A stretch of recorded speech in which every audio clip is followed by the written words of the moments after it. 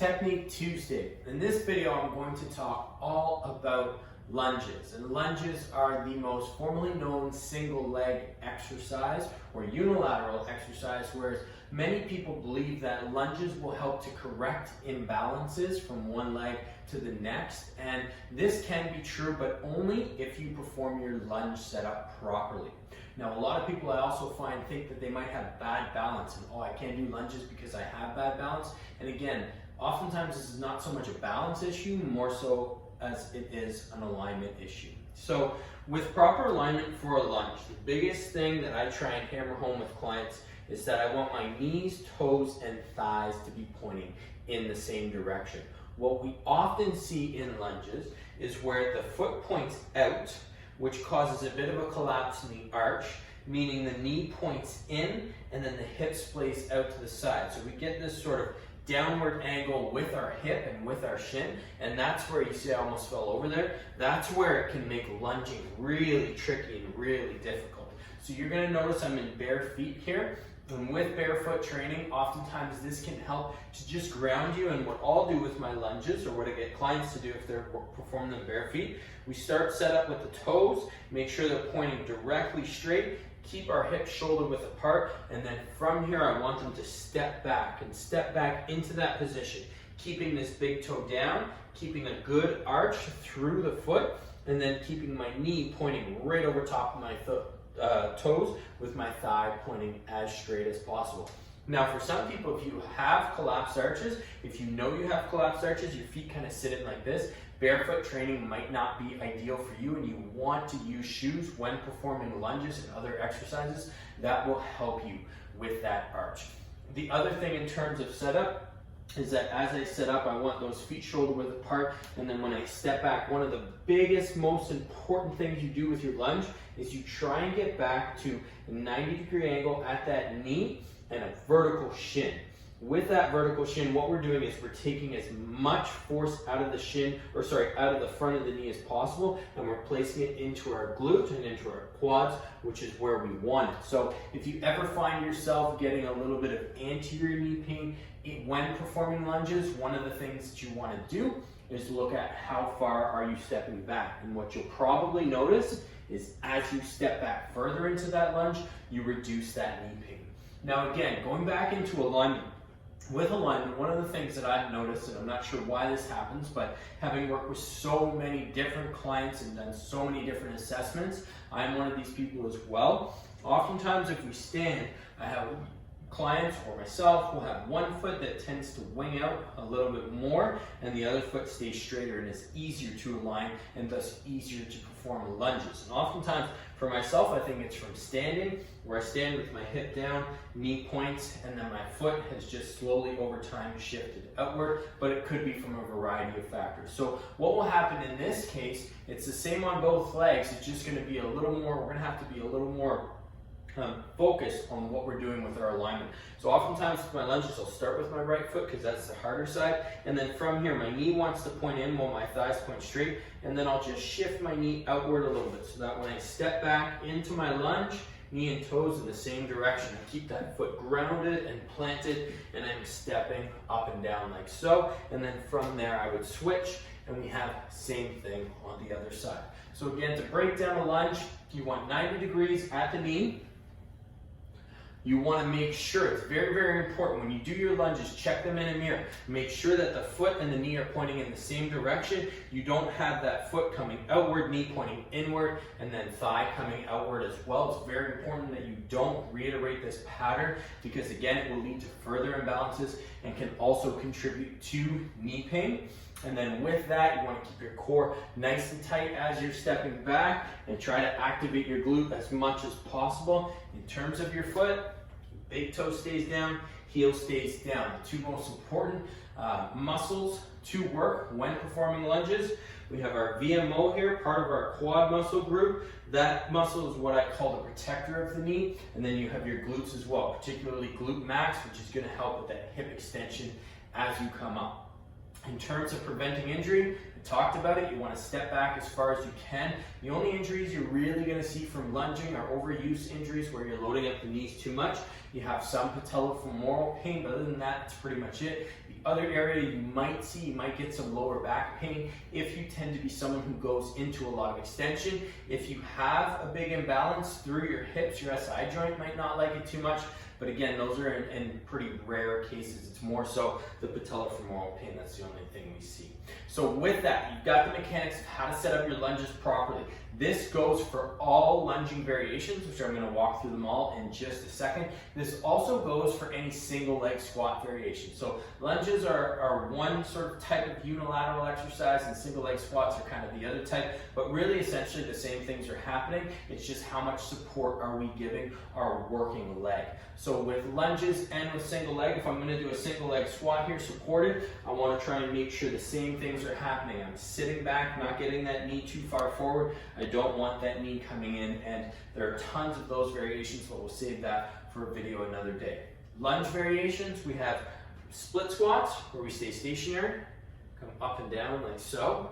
Then we have back lunges, up and down like so. Then we have front lunges, which are probably the most challenging lunge variation, where I lunge forward. And with my front lunges, notice how I landed in that position, toes pointing, knee pointing in that same direction. I really try and grab the floor with my foot, and then I push off nice and strong. Grab the floor with my foot, push off nice and strong. Same thing, gotta be a little more conscious of the right side so that that foot's not winging out. And then probably my favorite lunge variation is walking lunges.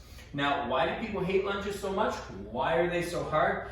Well, typically it's because you have to do them on both sides. So if you're doing squats, well, you do squats for 12 reps. If you're doing lunges for 12 reps, well, you're gonna do 12 on one side, 12 on the other side, so they get you really out of breath. You gotta hold weights for longer, grip strength gets tested, your legs get burnt out, and obviously your heart starts pumping. With that, how do we load up our lunges? How do we sequence it? So split squats are what I always start clients with. Then we have back lunges, then we'll go to walking lunges, and then we have our front lunges. You can obviously add in some dynamic and plyometric exercises, but again, not the purpose of this video.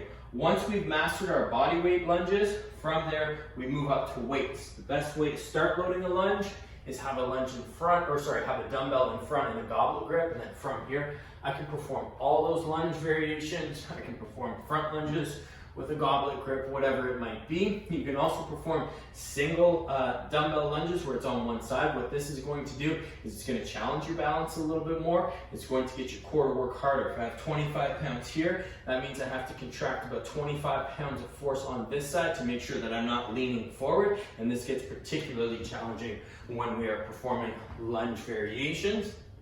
And then obviously the next way would be, you got that single dumbbell, you can load up both sides with your lunges, perform all of the variations we talked about, and then the hardest would be front rack. So if you've kind of maxed out the dumbbells that you have, holding them down here, performing front lunges, back lunges, walking lunges, split squats, then you hold them up. And what that's going to do is it's going to engage your core a little bit more, and it's going to make you really work to not be in extension as you're lunging, holding those dumbbells up at your sides, and obviously shoulders will have to work a little bit harder. And then lastly, we have the barbell. Barbell lunges, again, all those variations apply.